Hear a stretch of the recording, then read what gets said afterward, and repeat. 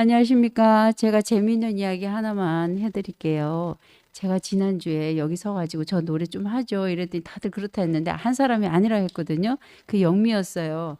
그래서 내가 설마 내가 진짜 그렇게 노래를 못하나 싶어가지고 제가 노래한 걸 진짜 제가 노래하러 가는데 가서 녹화를 해주길래 제가 진짜 제 노래하는 걸 들었어요. 뭘 했냐면 그리운 금강산을 했는데 내가 첫 소절 듣고 껐습니다. 도저히 못 듣겠더라고. 그래서 제가 쓴소리는 쓰구나. 그래서 제가 등록을 했습니다. 유튜브 성악반에. 내가 영미가 잘한다 할 때까지 아니 이 쓴소리가 진실일 줄이야. 그랬어요. 그래서 제가 오늘 여 앞에서 노래하는 건 잘해서가 아니고 나는 못 듣겠지만 용서하는 마음으로 들어주시는 여러분에게 고마운 마음을 안고 노래합니다. 찬송 하나 더 할까요? 24번? 영미 일로 와. 응.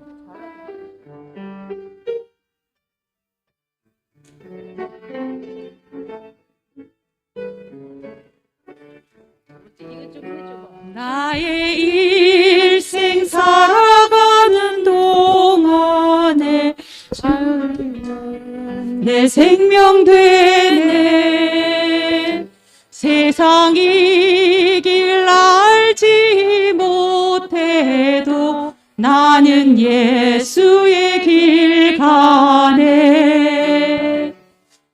이제 예수밖에 없으니 그가 내 모든 것 되네. 주와 함께 가는 앞길에는 영광이 함께 떠오르네.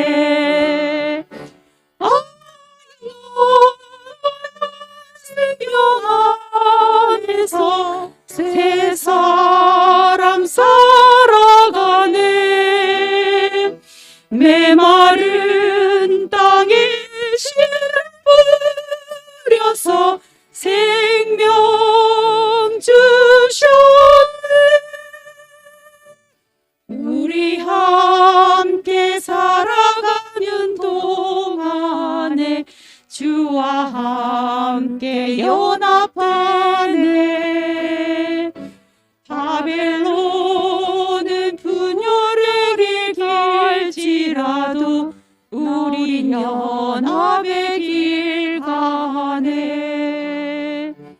우리는 십자가 앞에 있으니 하나 될 수밖에 없네. 주와 함께 가는 길에는 세상은 멀리 떠나가네.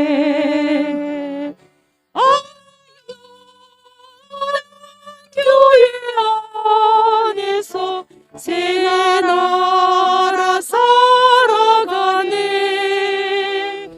가난한 자들 함께 모여서 나라 이루네. 됐어요? 하십시오.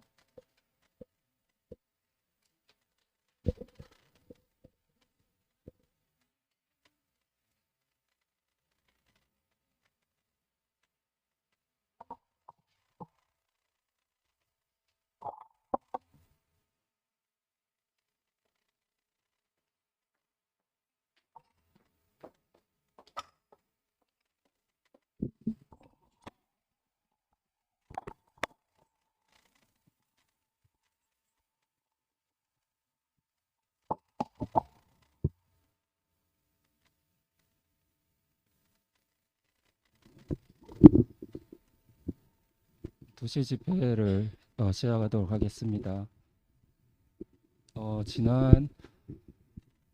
지난주에 그 유튜브 첫 방송을 상도영님의 갈망으로 시작하게 되었습니다. 그래서 아주 우리 방송팀한테 박수 한번 부탁드리겠습니다. 수고해 주시는.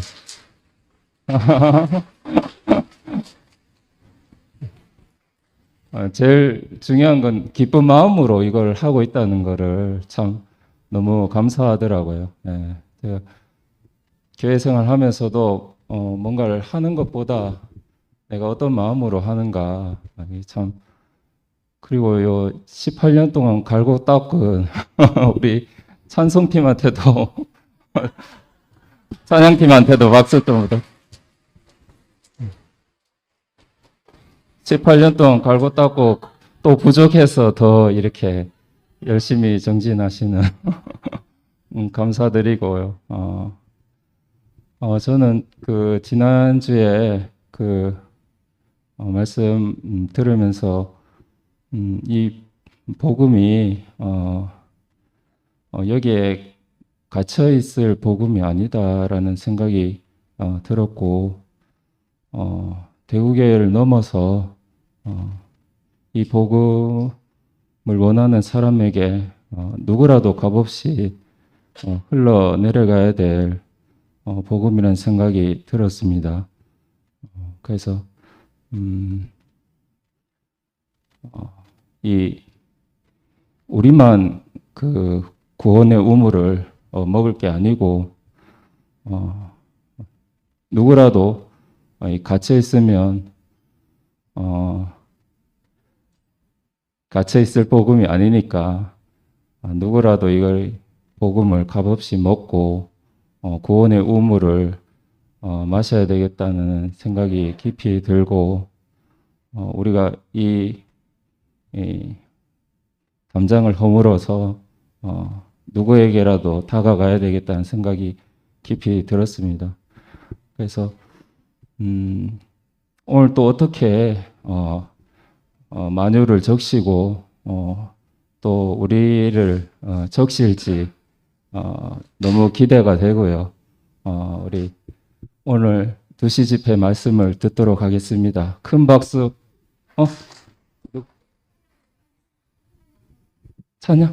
찬송하고 말씀 듣도록 하겠습니다. 찬송.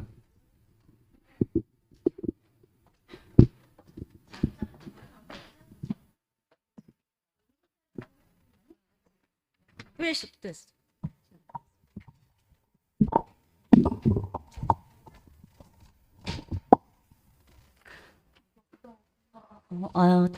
안녕하세요. 지난주에 순택이 오빠가 너무 영광스럽게도 제게 찬송을 하나 부탁을 하셨었는데 제가 자꾸 주저주저 하다가 시간을 놓쳐버려가지고 오늘 그냥 오빠 말씀 전에 우리 영미랑 우리 순자랑 부르겠습니다. 제목은 우리 아까 반주곡으로 아니 그 시작곡으로 그 연습곡으로 했는데요. 내 영혼의 극히 깊은 데서라는 찬송이거든요.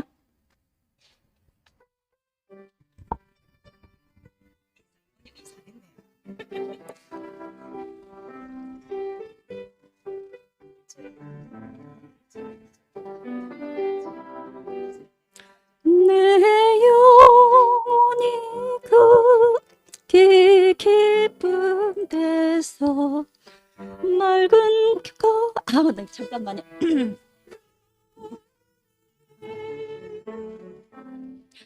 하늘 곡조가 언제나 흘러나와 내 영혼을 고이 사네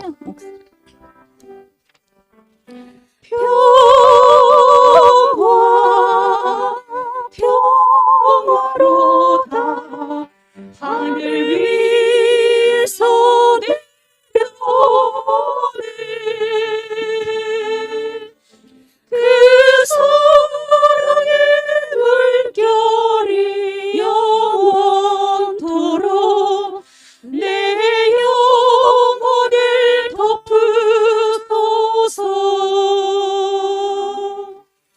내 마음속에 솟아나는 평화는 깊이 묻힌 보배로다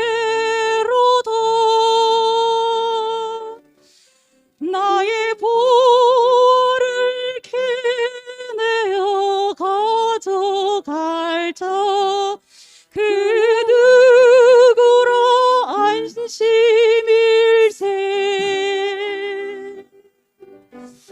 평화 평화로다 하늘 위에 서리오네.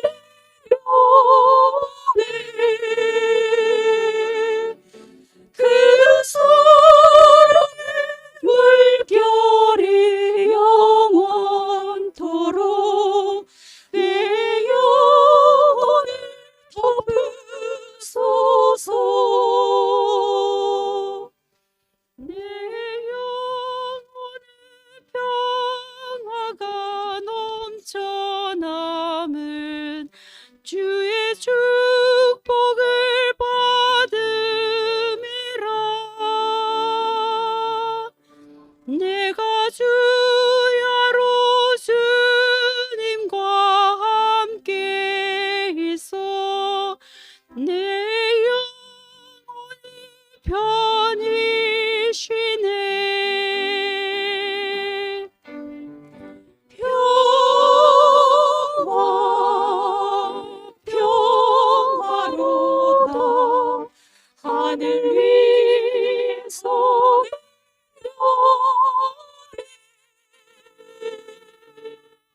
그 사랑의 물결이 영원토록 내 영혼을 덮으소서.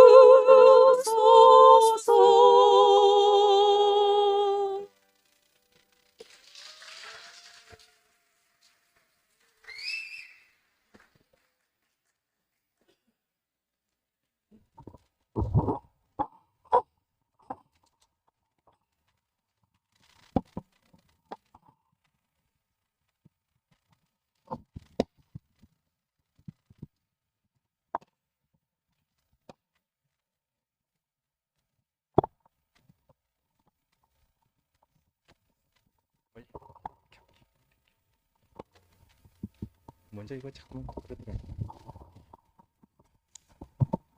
됐어.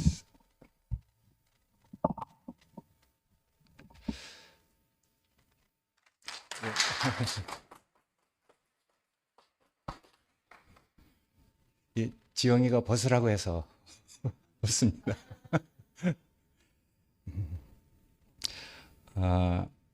점심 맛있게 드셨습니까?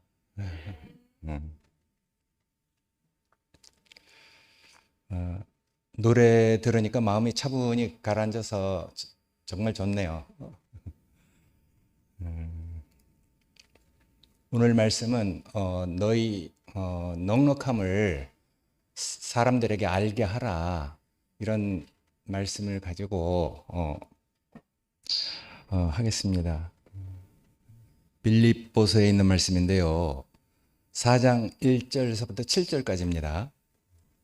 그러므로 나의 사랑하고 사모하는 형제들, 나의 기쁨이요 면류관인 사랑하는 자들아, 이와 같이 주 안에 서라.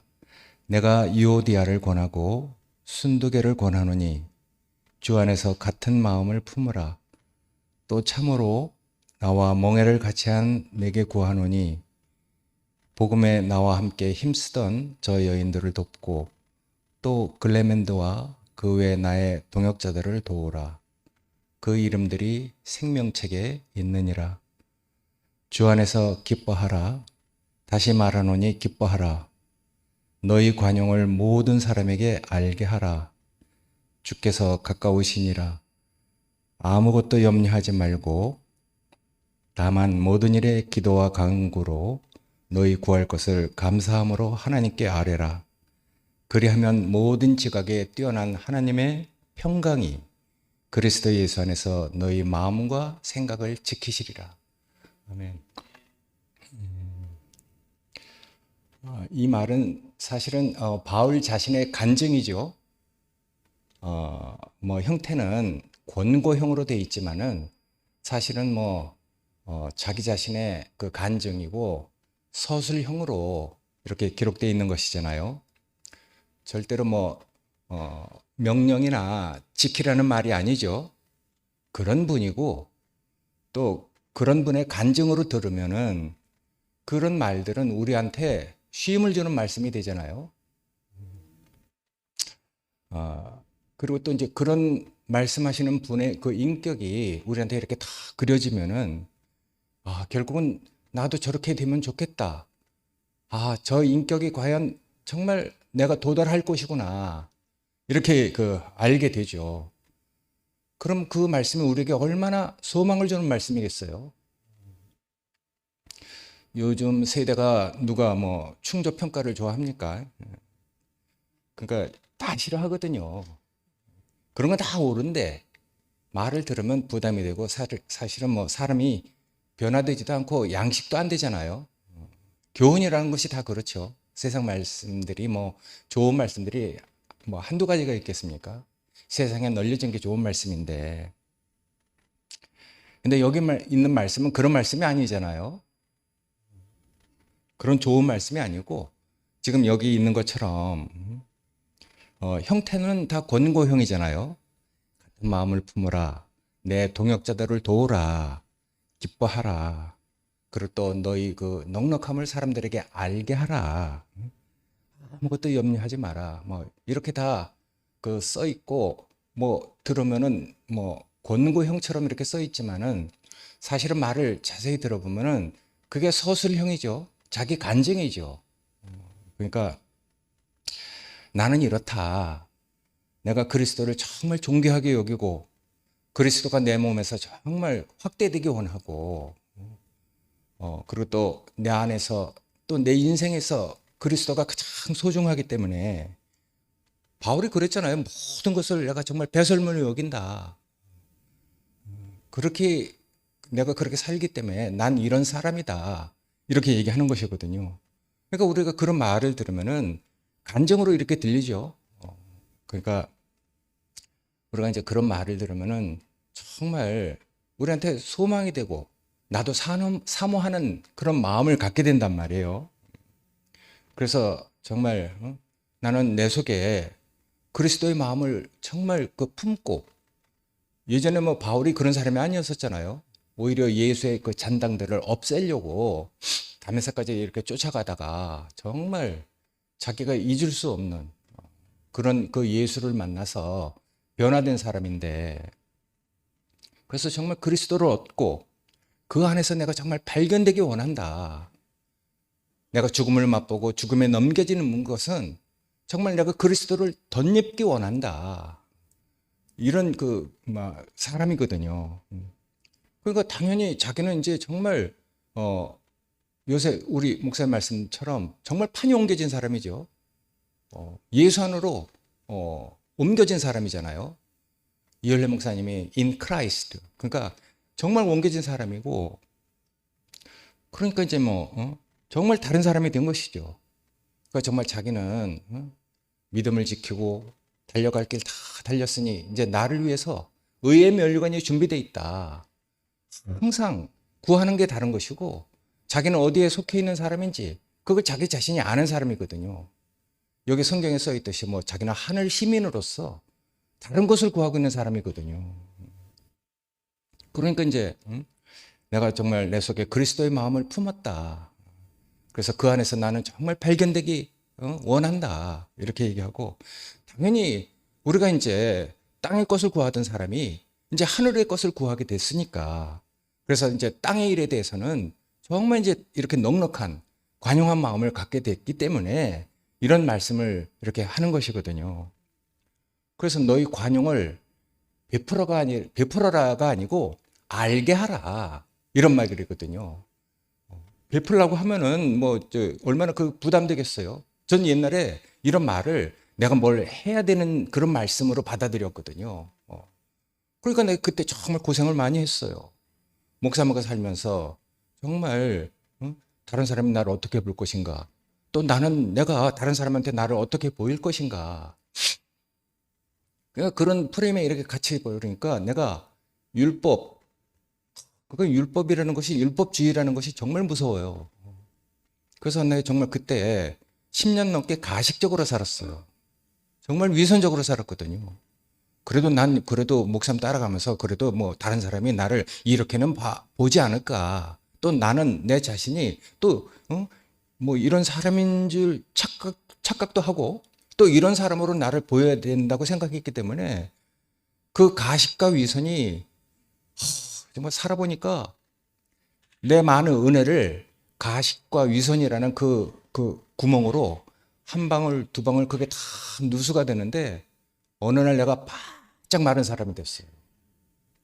그래서 율법이라는 게 이렇게 무섭구나 그거 알았거든요. 그때 내가 율법에서 자유하게 됐어요. 어머 내가 이런 사람인데 어떡하겠냐. 난 이런 사람이다. 근데 뭐 예전에 그랬잖아요. 나는 어쩔 수 없다. 이런 말을 하면서 뭐 십자가를 피해가는 그런 말씀에 대해서 예전에 이현래 목사님이 많이 말씀하셨거든요. 근데 난 그런 그 마음이 아니고 정말 그리스도 안에서 내가 정말 그 율법에 지겹도록 정말 그렇게 고생을 해보고 얻은 자유이기 때문에 정말 그거 달랐어요. 그래서 나는 정말 그 그리스도 정말 나를 불꽃 같은 눈으로 쳐다보시는 회전하는 그림자도 없으신 그 하나님 앞에서 내가 이런 사람인데 어떡하겠어요? 이런 사람인데. 그러면 내가 내 꼬라지가 그런데 그래서 하나님이 나에게 두신 어떤 목표가 있다면은 그분이 알아서 과정을 거치게 하시고 그분이 알아서 빚으시고 조성하시고 다루어서 결국 어떤 사람으로 빚어갈 거 아닌가 하는 그런 마음을 갖게 됐어요. 내가 나를 탁 놓게 되고 그분에게 내가 이렇게 나를 맡기니까 정말 자유가 왔어요. 정말 해방을 얻었거든요. 정말 우리가 그래서 그런 마음으로 살다 보니까 그 누수되었던 그 은혜가 다시 이렇게 쌓이게 되고 그러니까 우리가 정말 뭔가가 이렇게 채워지지 않으면은 넉넉해질 수 없는 사람이죠. 그래서 여기는 너희 관용을 알게 하라. 이 말은 베풀으라는 말이 아니고 알게 하라는 것이거든요. 우리가 하나님에게 얼마나 정말 은혜를 입었는지, 우리에게 그 부어진 그 기름 부음이 무엇인지, 그걸 정말 알게 하는 것도 아니죠. 뭐 그냥 그 향기로운 사람이 이렇게 살면은 그냥 그 향기가 풍겨 나오는 거 아니겠어요? 그래서 사람들을 대할 때 정말 어떤 이해관계를 따지지 않고 그 대하는 것, 그게 넉넉함이고 그게 관용이죠. 우리가 그렇게 넉넉하게 대하는 것은 우리에게 기름 부음이 있기 때문에 그렇잖아요. 그러니까 그리스도라는 것, 우리에게 그 기름 부음이 있을 때 우리가 넉넉해지는 것이거든요. 그 시편에서도 그렇게 써 있어요. 기름을 내 머리에 부으셨으니 내 잔이 넘치나이다. 이렇게 이제 써 있잖아요. 그러니까 그건 자기 자신이 이렇게 넘치는 건 자기가 알아. 얼마나 감사하고 얼마나 정말 복된 것인지 누가 그래서 하는 게 아니라 자기가 자기 자신을 알잖아요. 그래서 그 시편의 고백처럼 우리를 정말 넘치는 사람이 넉넉한 사람이 되도록 하나님은 늘 은혜를 베풀어 주시거든요. 그런 하나님의 그 갈망, 정말 나보다 더 뛰어난 하나님의 그 마음을 내가 누리게 되니까 정말 무슨 염려가 있겠어요?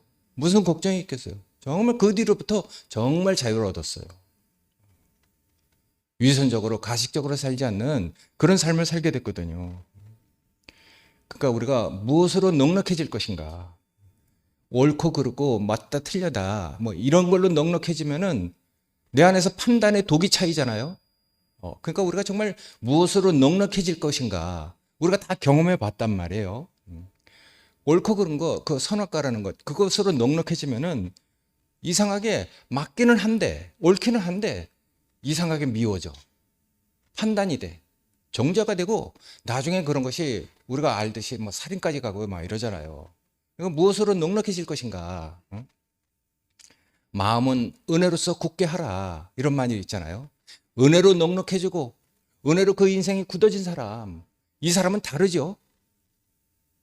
예전에 이현래 목사님이 그랬어요. 그런 향기를 가지고 있으면은 오지 말라고 해도 코를 들이밀고 그 사람에게 오려고 하는 거 아니냐. 그러니까 꿀이 있으니까 오지 말라고 해도 벌나비가 날아들잖아요. 그러니까 뭐 그렇게 자기 자신이 어떤 걸 갖추고 있으면은 저절로 뭐 오지 말라고 해도 벌나비가 날아들듯이 마음은 정말 은혜로서 굳게 해야 되는 것 같아요. 우리가 무엇으로 채울 것인가? 내 안에 그 채울 것이 없으면은 어떻게 해야 되겠어요? 그럼 이제 그 교회를 보면 되잖아요. 야, 난 그래서 교회가 형제들이 너무너무 감사해. 내가 삭막해지고 내가 정말 이렇게 목마를 때 그 교회 형제들을 보면은 얼마나 내 안에 없는 것들이 나오는지. 우리가 다 그 생명 강가에서 시절을 쫓아서 12가시를 맺는 그 형제들, 난 그 형제들을 보고 내 안에 그 정말 목마르고 가난함이 다 채워졌어요. 우리가 다 여태까지 교회 생활을 그렇게 했거든요. 그러니까 형제들이 얼마나 귀한지. 그러니까 보기만 해도 좋아. 그러니까 은혜를 많이 받은 사람은 옆에 가면 기분이 좋잖아요. 정말 괜히 좋아요. 예. 넉넉하고 판단이 없고 옳고 그런 거 없고 계산 안 하고. 그러니까 뭐 정말 내 안에 채울 것이 없다면은 우리가 늘 교회로 왔잖아요. 난 그래서 교회를 빠진다는 생각을 한 적이 없어요. 그러니까 정말 다른 것 그리스도를 구하는 형제들을 볼 때 그 앞에서 우리 자신의 어떠함이 다 드러나잖아요. 그 정말 그 형제를 보면 내 안에 어떤 세상을 가지고 있는지, 내가 무엇을 구하고 있었는지 뭐 말 안 해도 자기 자신이 알아서 다 이게 구별이 되니까 그 형제들이 얼마나 그 감사합니까? 그러니까 형제들은, 이 교회는 예전에 목사님이 살아있다고 그랬어요. 교회가 이렇게 보는 것이 정확하다. 그렇게 말씀하셨거든요. 그게 뭐 괜히 교회가 됐습니까? 우리 저 상도 형제가 얘기했듯이 교회 안에 교회. 그건 사람에게서 나온 게 아니잖아요. 하늘로부터 내려온 것이잖아요. 그러니까 그 교회 안에 그 교회에서 얼마나 우리 구원을 누렸습니까?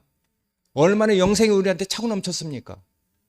내가 그렇게 안 살았으면 몰라도 전 그렇게 살아왔거든요. 그러니까 정말 그 형제들을 보면은 내가 다 정말 그 앞에서 정결해져. 형제들이 물의 말씀으로 나를 씻겨. 그러니까 얼마나 그 감사한지 몰라요.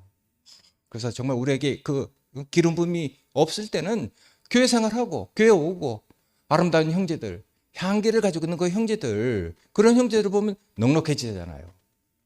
우리 안에서 뭐 옥합을 깨트리는 여인이 없었습니까? 그 향기림이 얼마나 진동했습니까? 정말 그 앞에서 정말 우리가 얼마나 같이 함께 기뻐하고 그럴 때 우리는 세상에 대해서 정말 넉넉한 마음을 갖잖아요. 이거 세상에 없는 교회다. 우리가 이거 어떻게 말로 다 하겠냐. 와서 같이 살아보자. 옛날에 우리가 뭐 다 같이 그런 마음 아니었습니까? 와서 같이 살아보자. 같이 살아보자. 그러니까 우리가 정말 우리한테서 기름 부음이 넘치면은 차고 넘치는 사람이 되는 것이죠. 예전에 나를 생각해 봐도 또 내가 이렇게 경험한 걸 가지고도 이렇게 생각해 보면은 그런데 이런 것을 다 알고 있는데 왜 관용이 안 되는가? 왜 넉넉한 마음이 안 가는가? 분명히 우리 안에 그리스도가 있고 그 안에서 나를 발견하고 사는 것임에도 불구하고 왜 그런 어떤 문제 앞에서는 내가 각박한 사람이 되는가? 왜 옹색한 사람이 되는가? 왜 베풀 것이 없는 사람으로 내 자신이 발견되는가? 이런 것이 우리 문제잖아요. 그건 우리에게서 정말 그리스도가 채워지지 않아서 그런 것 같아요. 우리에게 정말 그리스도가 채워지면은 그 작은 것을 붙잡고 싸우지 않잖아요.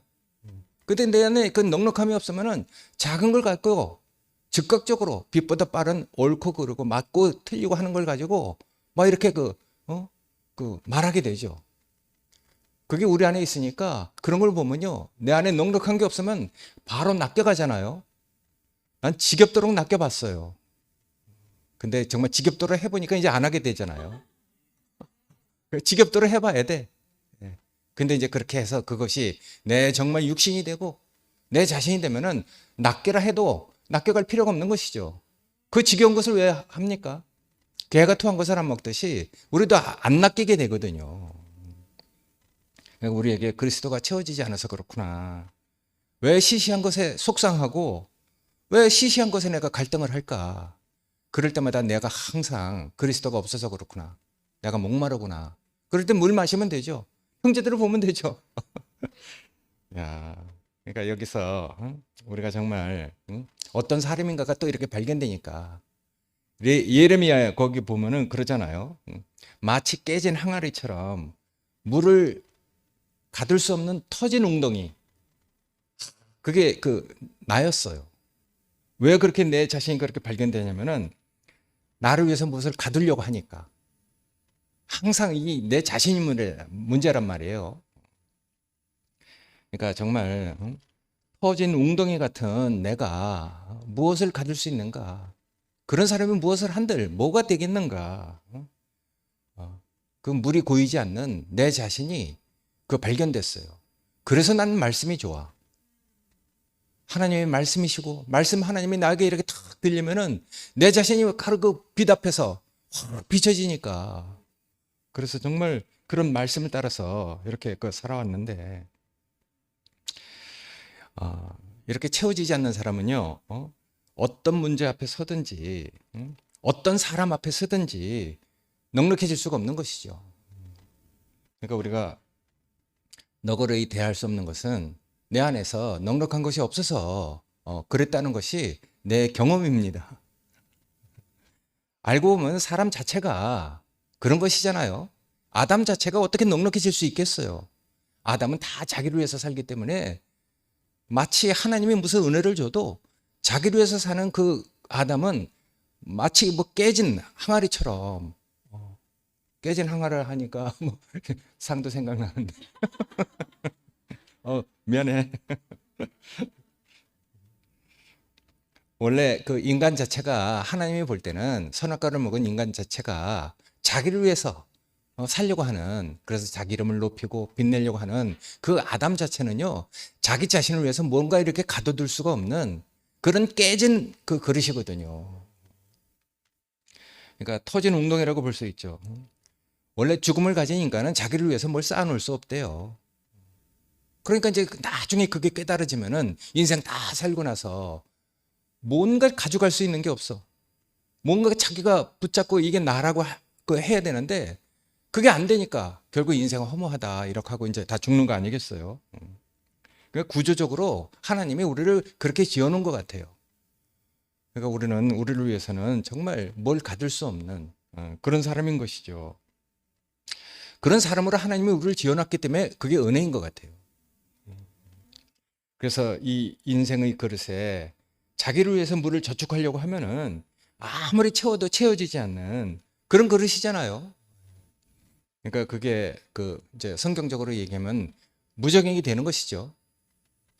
밑이 없는 정말 무적행. 끝을 알 수 없는 그 굴. 뭘로 채우겠어요? 옛날에 저는 그렇게 느껴졌어요. 내가 무적행이구나. 그렇게 말씀을 들어도 내 자신이 그 빛 앞에서 발견되니까 그게 은혜라는 생각을 못하고 그냥 그 자책만 되는 거라. 근데 나중에는 알았어요. 정말 이게 은혜구나. 무적행인 나를 아는 것이 은혜구나. 그래서 이 아담은 아무리 채워도 채워지지 않는 그 특성을 그렇게 얘기하고 있잖아요. 그게 바로 지옥을 묘사하는 말인 것 같아. 그 마음이 얼마나 정말 비참하고. 그러니까 우리 인생을 무엇으로 채워야 할 것인가.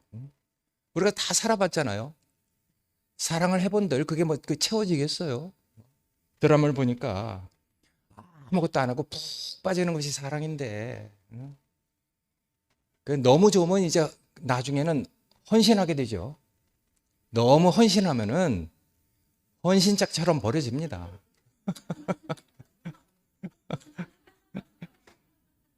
그러니까 우리가 다 경험해 봤죠. 옛날에 나도 사랑해 봤거든요. 근데 내 마음을 몰라줘. 내가 그렇게 헌신했는데 버려지고.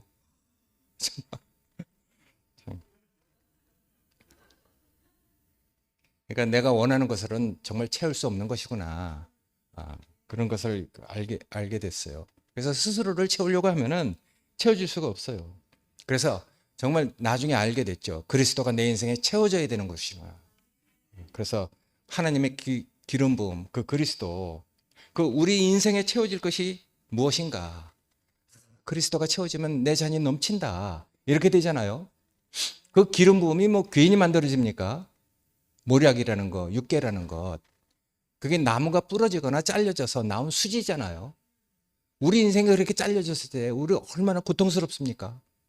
근데 거기서 나오는 그 모략이라는 그 향신료는 얼마나 비싼지 몰라요. 우리가 그 고통을 거쳐서 내가 정말 죽은 시체 냄새도 나게 하지 않는 그 향신료, 그것을 내가 가졌다면은 그게 정말 얼마나 그 귀한 것이 되겠어요. 그래도 그 관유가 만들어질 때 그 모략이나 육계는 그 성능이, 그 죽음이라는 것은 효능이 반이에요. 50세겔이잖아요. 근데 나중에 계피와 창포, 그건 이제 부활을 의미한단 말이에요. 그건 100세겔이죠. 그러니까 죽음을 이렇게 그 얘기할 때는 우리 이혈래 목사님 말씀으로는 다 싫어하고 다 도망갔다.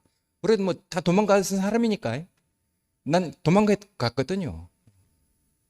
베드로는 우리를 대표해서 그런 우리 본성을 보여주고 있잖아요.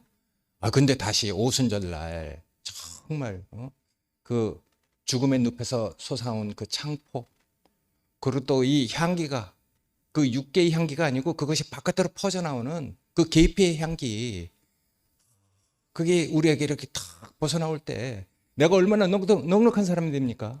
그러니까 죽음의 효능은 50이래. 그러니까 다 싫어해. 죽음을 우리가 지겹도록 듣잖아요, 요새. 싫죠? 근데 이거 참, 그 부활을 얘기하면은 그 효능이 100이랍니다.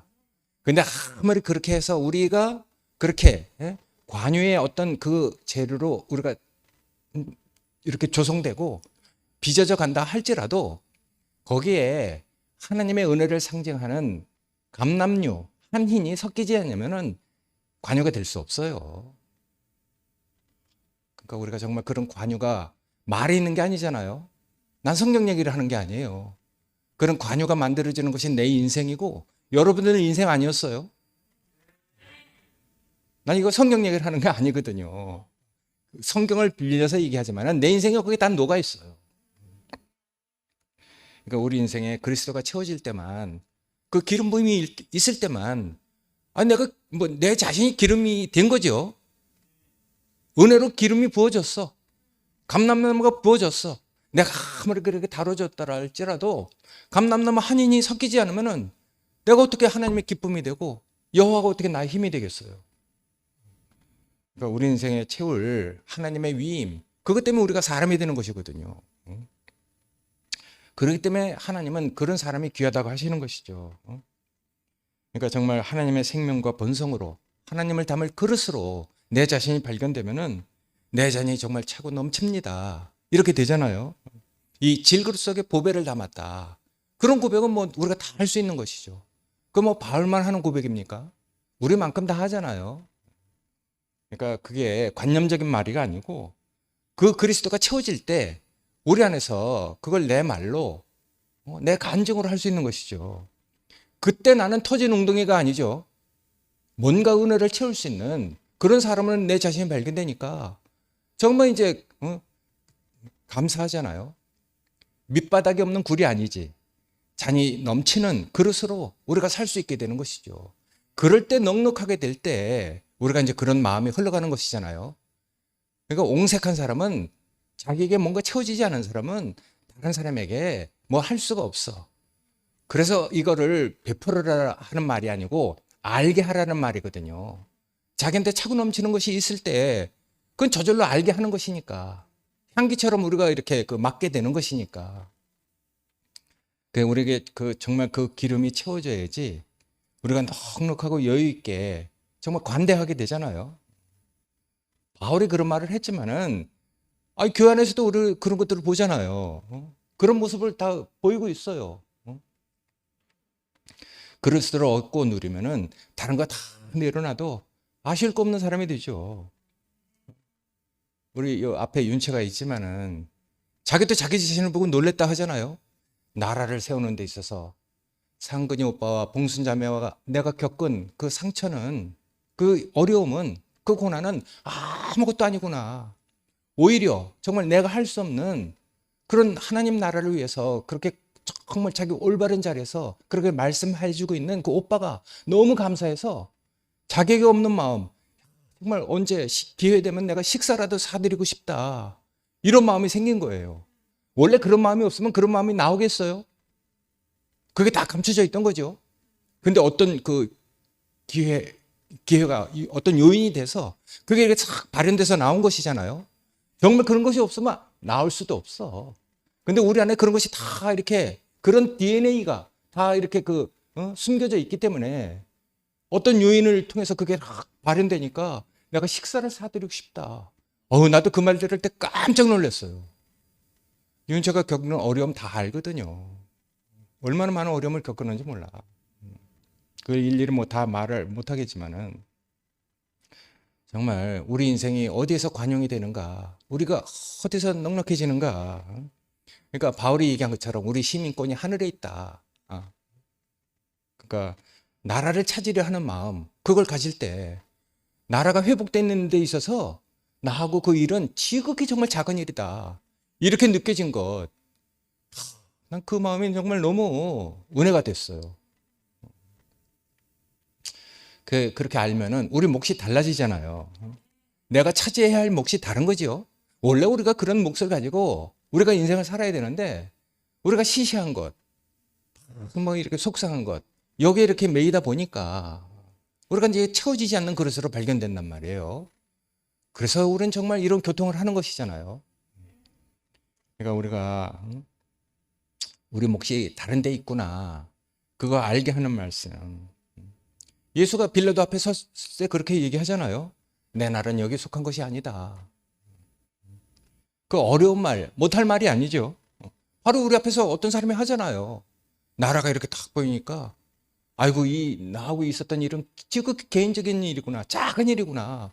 내 안에서 없던 마음, 내가 정말 그 귀한 사람한테 식사라도 사드리고 싶구나. 그러니까 몫이 달라진 것이죠. 내 나라는 여기에 속한 것이 아니구나. 내가 정신 차려야 되겠구나. 이런 마음이 생긴 것이잖아요. 그러니까 우리가 다 같이 세상에서 삽니다. 같은 이 땅을 우리가 발을 딛고 살고 있지만은 우리가 통치받는 우리의 영역이 다른 것이잖아요. 우리가 세울 나라가 다른 곳에 있는 거죠. 그래서 우리는 그런 것을 맛보고 우리가 그런 것을 소망하기 때문에 우리가 이런 말씀을 듣는 거라고 저는 생각이 됩니다. 그러니까 우리가 누리는 기업, 하나님이 우리에게 주시는 그 축복의 기업은 그건 죽음을 거쳐서 나온 것이기 때문에 아무나 가져갈 수가 없어요. 그런 사람일 때만 그걸 가져가거든요.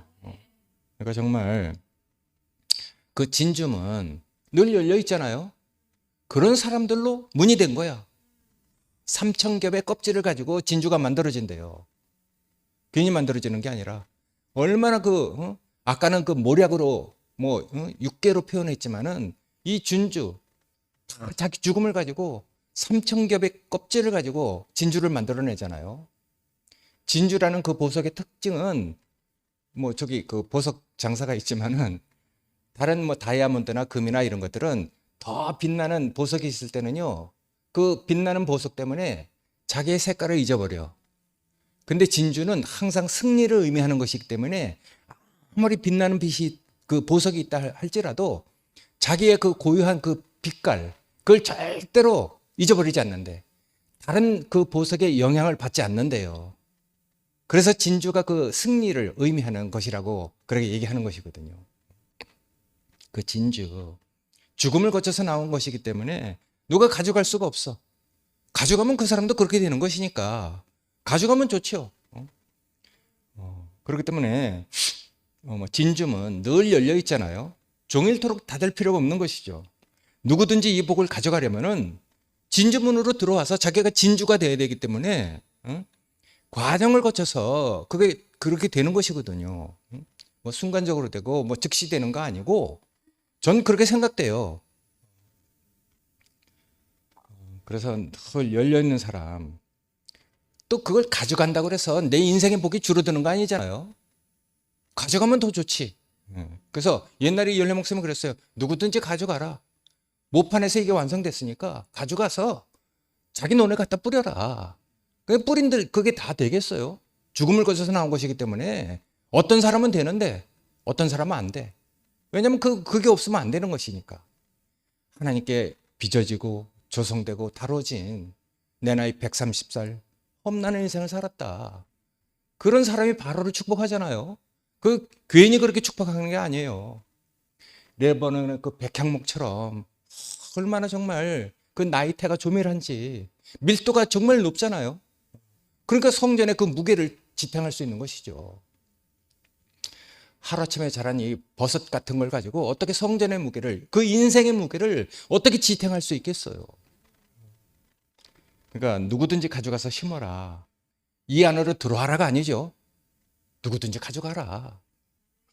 그러니까 이걸 가져가서 심으려 해도 역시 그 사람이어야 되기 때문에 안 돼요. 근데 어떤 사람은 돼. 정말 신기한 나라죠. 죽음을 거쳐서 나온 생명이기 때문에 가져간다고 해서 다 되는 건 아닌 것 같아요. 그 침해받고 손상받는 생명도 아니잖아요. 언제라도 넉넉하게 대할 수 있고 관용하게 되는 것이죠. 그러니까 성경에서 우리가 이제 그런 대표적인 예를 본단 말이에요. 아브라함이 자기 조카 롯한테 뭔가 이렇게 그런 마음을 보이고 있잖아요. 네가 먼저 택해라. 네가 택하면은, 네가 동쪽을 택하면 내가 서쪽을 가겠다. 네가 서쪽을 택하면 내가 동쪽으로 가겠다. 그래서 먼저 가져가라. 이렇게 얘기했잖아요. 아브라함이 어떤 사람이기 때문에 그런 말을 합니까? 예, 거기 보면은 창세기 11장서부터 이렇게 과정을 거치잖아요. 자기 아버지 데라가 정말 자기 영광의 하나님을 보고 자기를 데리고 나오는데 하란에서 죽었어.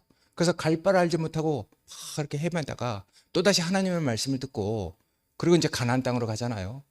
그리고 가나안 땅에 이렇게 가서 정말 그 단을 쌓고, 근데 그 땅에 기근이 들으니까 애굽으로 내려가서 자기 그 부인을 바로한테 누이라고 속이고, 그런 일이 2번 있었잖아요.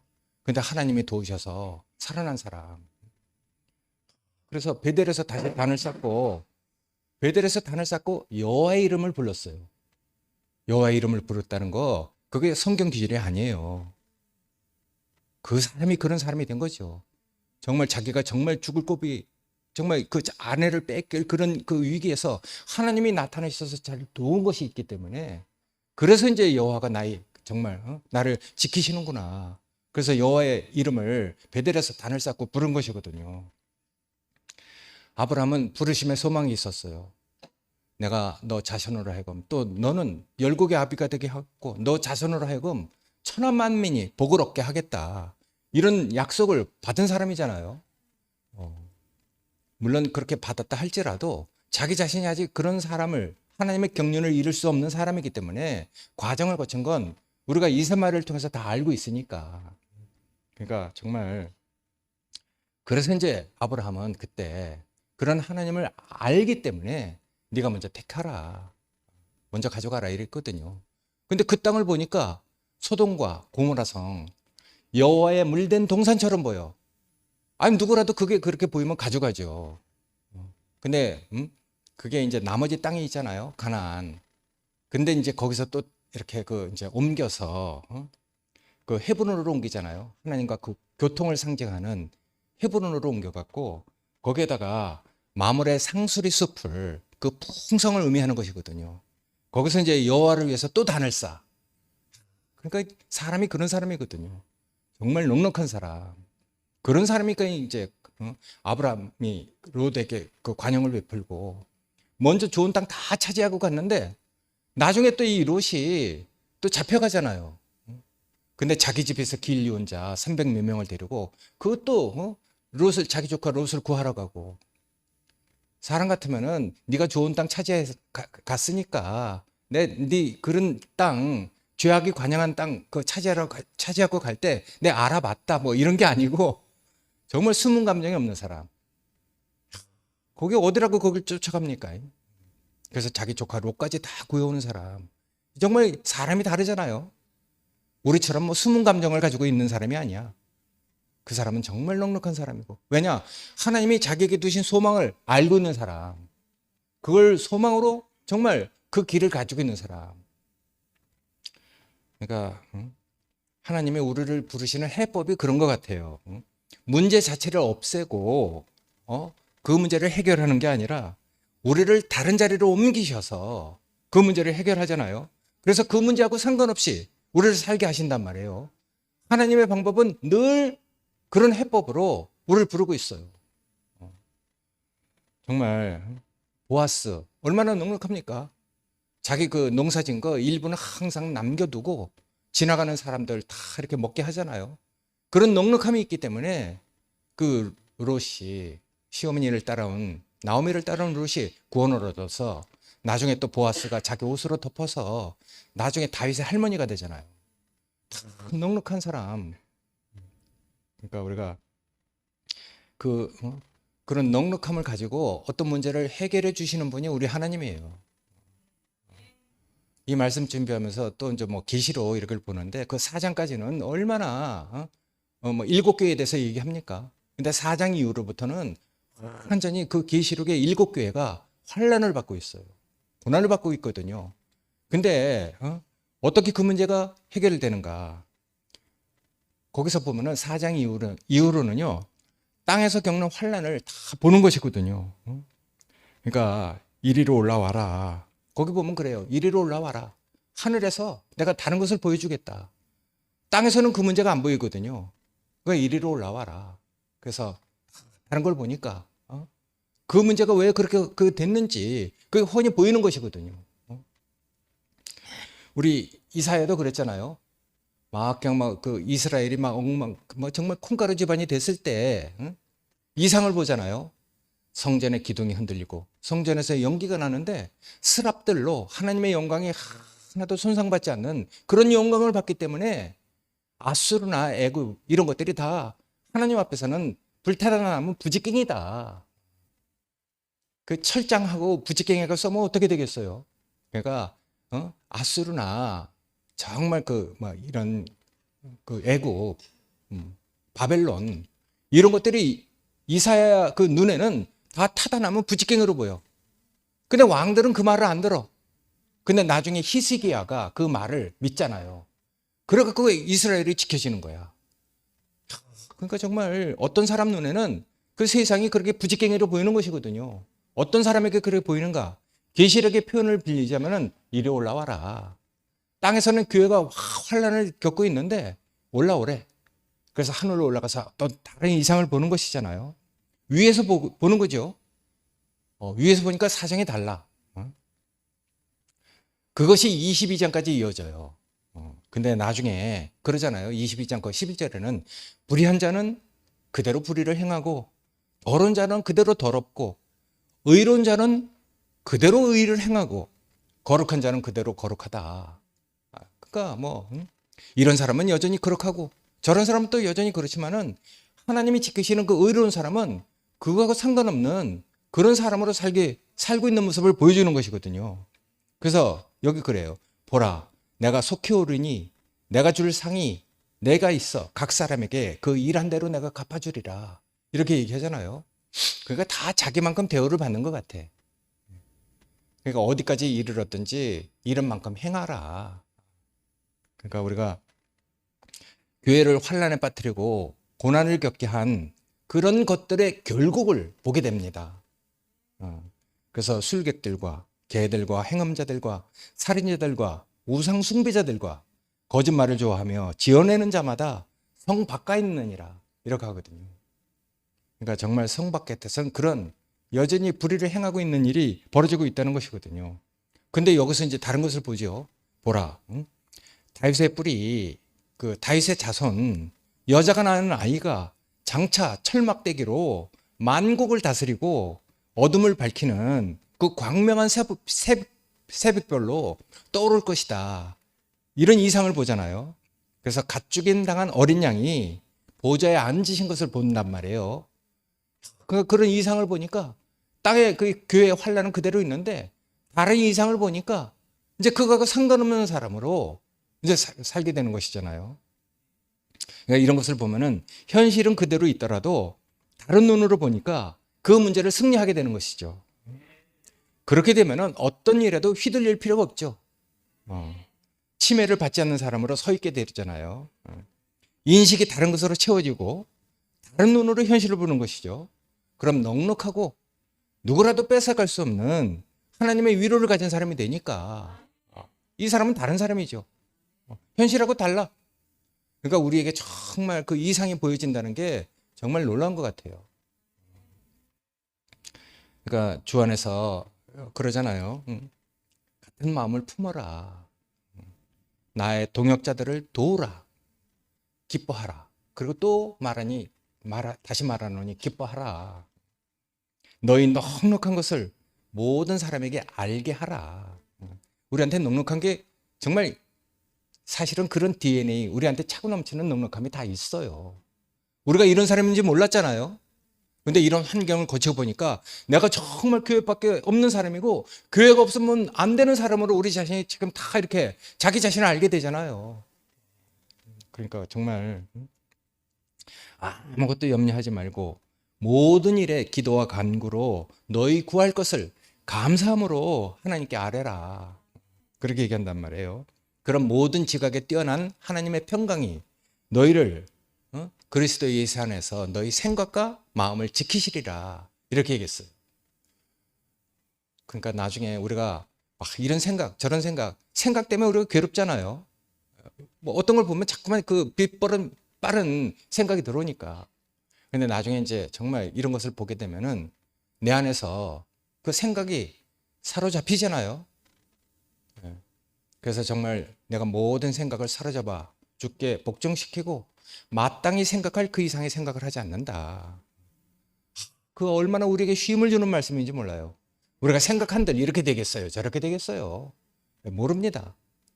나다 이렇게 될 줄 몰랐어요. 이러리라고는 내 꿈에도 생각 못했어요.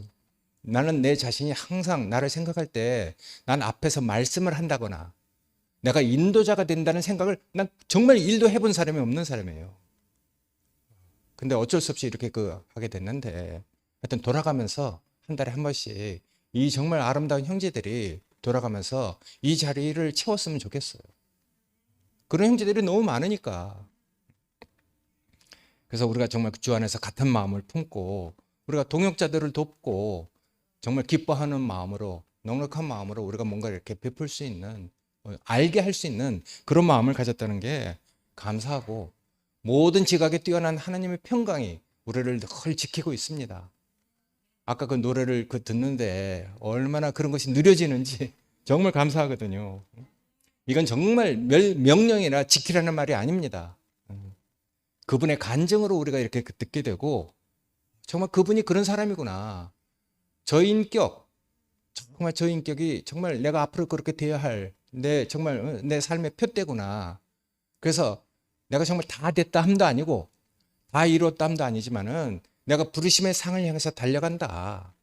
그런 마음으로 우리가 살게 되면은 하나님은 그런 사람을 기어코 나중에 정말 나를 위해서 어떤 상급이 준비되어 있는지 그런 간증을 하는 사람으로 우리를 이끌어 갈 것이라고 저는 믿거든요. 이런 말씀은 결국 내가 도달할 말씀으로 알게 되면은 우리에게 늘 소망을 주는 말씀이니까 난 이런 말씀들이 너무 좋습니다. 그래서 정말 난 김 목사님 말씀이에요, 이게 다. 우리가 왜 그때 이렇게 깊게 진하게 누리지 못했는가. 내 다시 말씀을 들으면서 그때는 왜 이런 마음으로 못 누렸는가. 그 배가 불러서 그렇죠. 근데 지금 너무 배고프니까 그러니까 시장이 반찬이야.